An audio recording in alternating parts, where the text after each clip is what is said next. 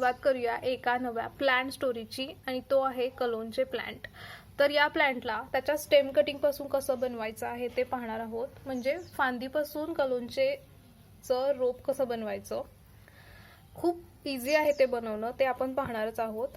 या प्लांट बद्दल सांगायचं म्हणजे हा एक सक्युलेंट व्हरायटीचा प्लांट आहे आणि खूप इझी टू ग्रो आणि इझी टू मेंटेन आहे। पाहूयात त्याचं रोप कसं बनवायचं। कलोंच्या प्लांटच्या स्टेम कटिंग पासून आपण त्याचं रोप बनवू शकतो। तर रोप बनवण्यासाठी आपण त्याची एक स्टेम कटिंग घ्यायची आहे। तर या साईजची तरी ती साधारण असावी। तर कटिंगचे जे खालची पानं आहेत ती हळूवारपणे रिमूव्ह करून घ्यायची आहेत। कटिंगची अशी साधारण पानं रिमूव्ह करून घ्यायची आहेत आणि हा जो नोड दिसतोय तिथून आपण ती आता कट करणार आहोत तिरकी।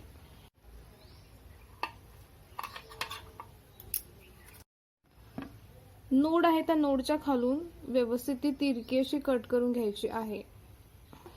तर या पद्धतीने आपण त्याची कटिंग बनवून घ्यायची आहे त्याचं रोप बनवण्यासाठी। कलोंच्या प्लांटच्या कटिंग्स आपण माती आणि वाळूच्या मिक्सचर मध्ये सुद्धा ग्रो करू शकतो।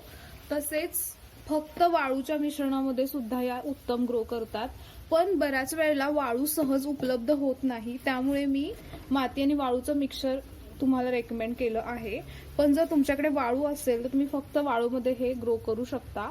हा एक सकलंट कॅटेगरीचा प्लांट आहे, तो वाळूत उत्तम ग्रोथ करतो।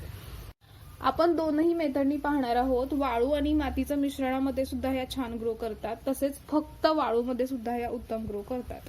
तर वाळूच्या मिश्रणामध्ये आज आपण पाहूया ते कसं ग्रो करायचं आणि याचं कॉम्बिनेशन मध्ये सुद्धा मी दाखवणार आहे।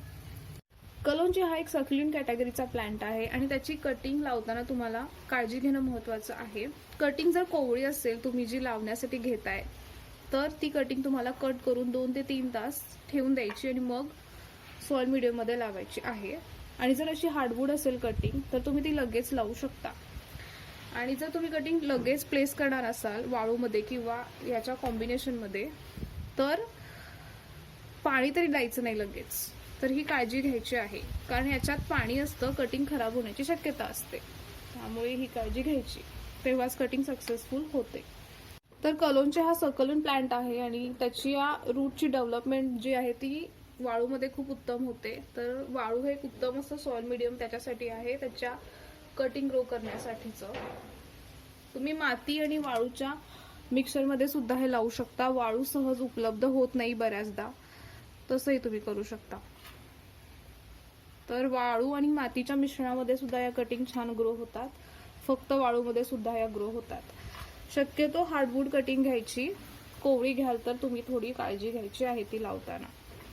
कलोंच्या प्लांटची जी पानं असतात ती सुद्धा तुम्ही ग्रो करू शकता वाळूमध्ये।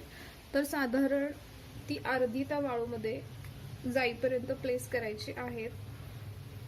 तुम्ही पानांपासून सुद्धा त्याचं रोप बनवू शकता वाळूमध्ये। पानांपासून जेव्हा याचं रोप बनतं तेव्हा त्याची प्रोग्रेस थोडी स्लो आहे कंपॅरेटिव्हली कटिंग पासून त्याचं रोप बनतं तेव्हा। शक्यतो कटिंग पासूनच बनवते मी तरी साधारण। सक्युलेंट प्लांटची हीच खासियत आहे की तुम्ही त्याच्या पानांच्या कटिंग पासून सुद्धा त्याचं छान असं रोप बनवू शकता। तुम्ही फक्त वाळूमध्ये सुद्धा कलोंच्या प्लांटच्या कटिंग्स डेव्हलप करू शकता। प्लांट अपडेट आपण पाहणारच आहोत।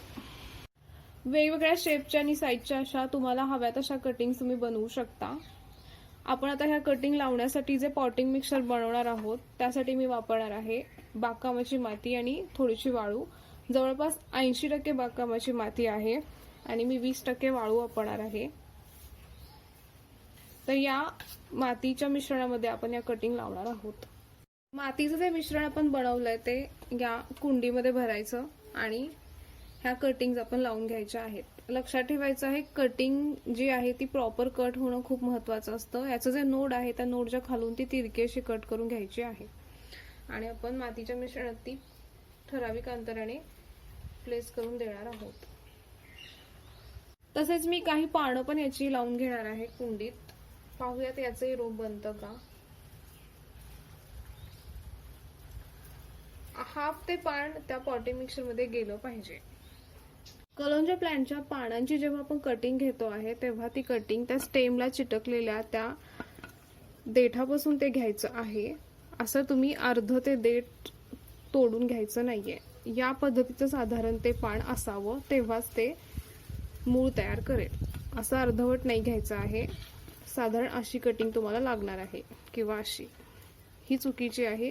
ही कटिंग प्रपोगेट होत नाही, कारण आपण त्याचं हे जे टोक आहे तेच कट करून टाकलं आहे. तर हे पानांच्या प्रपोगेशनच्या बाबतीत महत्त्वाचं आहे. अशा प्रकारे आपण कलोंजे प्लांटच्या कटिंग पासून त्याचं रोप बनवू शकतो. हा पाणी द्यायचं आहे आणि पॉट इनडायरेक्ट सनलाइट मध्ये ठेवायचा आहे. कटिंग ग्रो करतेच. त्याचं पाणी आणि सूर्यप्रकाश याचीही तुम्हाला काळजी घ्यायची आहे कटिंग ग्रो करताना. कलोंजे प्लांटची प्लांट अपडेट आहे. तर आपल्या स्टेम कटिंग ज्या आपण मातीच्या मिश्रणात लावल्या होत्या त्या पण उत्तम ग्रो झाल्या आहेत. तसेच वाळूमध्ये सुद्धा कटिंग ग्रो झाली आहे. तर आपण पाहूयात ती कशी ग्रो झाली आहे. त्याचं रूट डेव्हलपमेंट पाहूयात. पाहू शकताय कटिंग खूप छान डेव्हलप झाल्या आहेत. तसेच काही कटिंगला तर फ्लावरिंग येण्यास सुद्धा सुरुवात झाली आहे. एखादी कटिंग मी तुम्हाला दाखवते रिमूव्ह करून. खूप छान ते रूट डेव्हलप करते कटिंग त्याचं.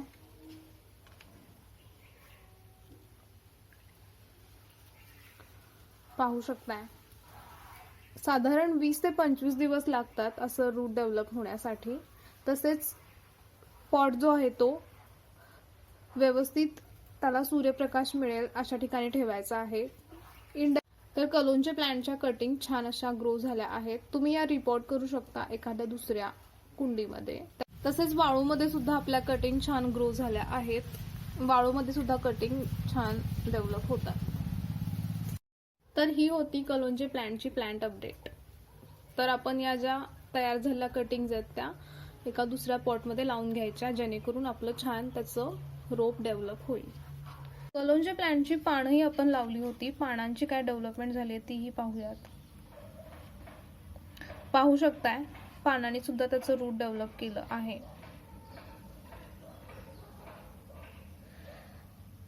तर आपण पानांपासून सुद्धा त्याचं छान असं रोप बनवू शकतो. ही होती आपली कलोंजे प्लांटची प्लांट अपडेट. कलोंजेचं रोप जे आहे ते पानांपासून असं डेव्हलप होतं छान. त्याचं मूळ जे तयार होतं पानाचं, तिथून त्याला नवीन असं स्प्राउटिंग येऊन त्याच्यापासून रोप बनण्याची प्रोसेस होते. तर या पद्धतीने आपण पानांपासून त्याचं रोप बनवू शकतो. पाहू शकताय किती छान आहे त्याची प्रोसेस. स्टेम कटिंग पासून आपण जेव्हा रोप बनवतो आहे, स्टेम कटिंग अशी डेव्हलप झाली की छोट्याशा कंटेनर मध्ये किंवा एका छोट्या कुंडीमध्ये ती अशी लावून घ्यायची आहे, योग्य मातीचं मिश्रण बनवून, जेणेकरून प्लांटची डेव्हलपमेंट होईल आणि ते लवकर असं ग्रोथ करून फ्लावरिंग सुद्धा करेल. पुन्हा भेटूयात अशाच एका इन्फॉर्मेटिव्ह व्हिडिओमध्ये एका नव्या प्लांट स्टोरीला घेऊन. Happy gardening.